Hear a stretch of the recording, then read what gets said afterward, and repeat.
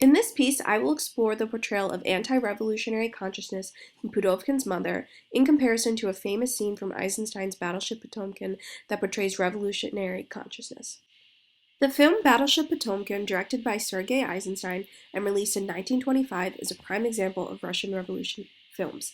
The film portrays a ship of terribly treated workers who eventually realize the need to revolt. In this scene, the workers have been incredibly mistreated, namely being forced to eat meat infested with maggots, and they are now washing the dishes. One sailor picks up a bowl with the phrase, "Give us our daily bread," written on it. The sailor reads the phrase and then looks up, contemplating this. He thinks about the promise that this phrase provides in comparison to the life that the sailors are currently enduring. And in anger, he then raises the bowl up above his head and dramatically smashes it onto the floor. This physical movement is a representation of his coming to revolutionary consciousness. He finally realizes that he needs to, and can, change his circumstances. This scene is the epitome of portraying this concept in cinema. However, I want to explore an example of the opposite, the revelation of anti-revolutionary consciousness. Mother, directed by Vyacheslav Pudovkin and released in 1926, is another film that focuses on the concept of revolution. This film centers around a family, a son, mother, and father, who take different stances on the revolution. The son is deeply invested in the movement, getting into trouble for his actions. The mother is at first very against the revolution, mostly just worried for her son's safety.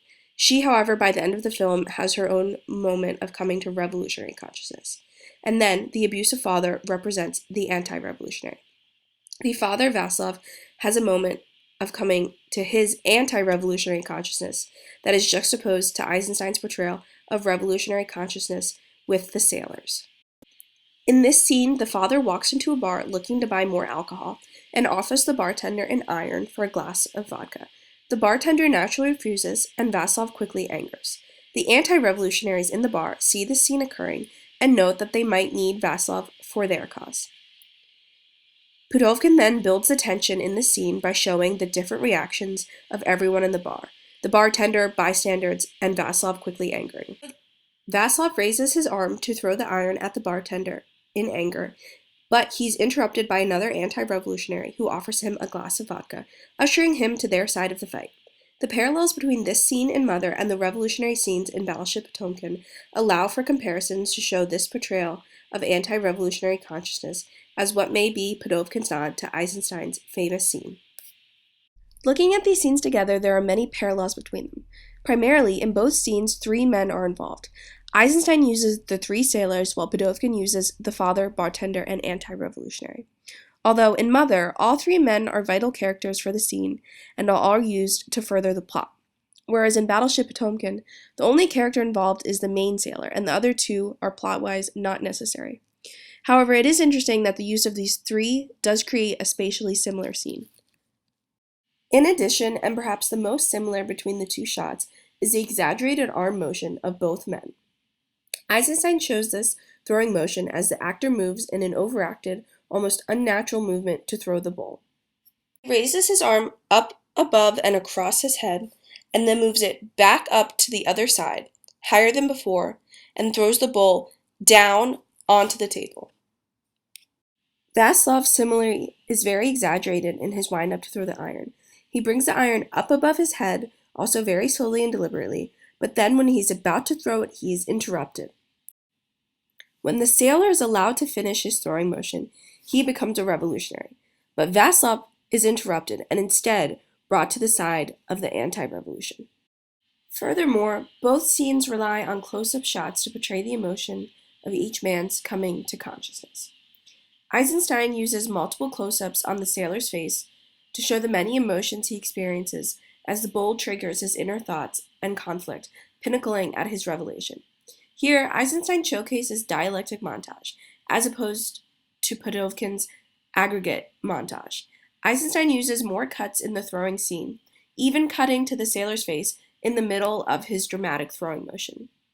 These close-up shots on the sailor's face in between these major actions help show the emotional process of coming to revolutionary consciousness, capitalizing on Eisenstein's dialectic montage. Pudovkin uses an aggregate montage method, utilizing close-up shots to show the anger rising in Vaslav. Prior to the throwing scene, Pudovkin focuses on the angry emotions of the father, and the reactions of the bystanders and bartender. But in the actual throwing motion, it is shot in one cut, and Vaslov's back is to us. We are unable to see Vaslov's face in this moment, which is in direct opposition to the way that Eisenstein unnaturally cuts to the sailor's face in the middle of his throwing action. But instead, in Pudovkin's scene, we are shown the anti-revolutionary coming to stop Vaslov in his throwing motion and bring him to anti-revolutionary consciousness. And lastly, one more interesting comparison between these two scenes is the objects that each man uses in their respective coming to consciousness. The sailor smashes a bowl while Vaslov holds an iron. Both objects are symbols of the domestic sphere, and even maternal, representing the traditional roles of women in the household. In the case of the bowl, it could represent how the state should provide for its people, and the soldiers shouldn't be forced to eat meat infested with maggots. Their motherland should provide for them. Therefore, when it is smashed, the revolutionary is saying, I will provide for myself and join the cause. The iron could represent order and strictness, the necessity to iron out wrinkles on clothes, like how the state wants to get rid of the revolutionaries in their midst, or even more literally, the iron rule of the state. This object is not damaged, allowing for the iron rule of the state to continue and be furthered by Vaslov joining the cause.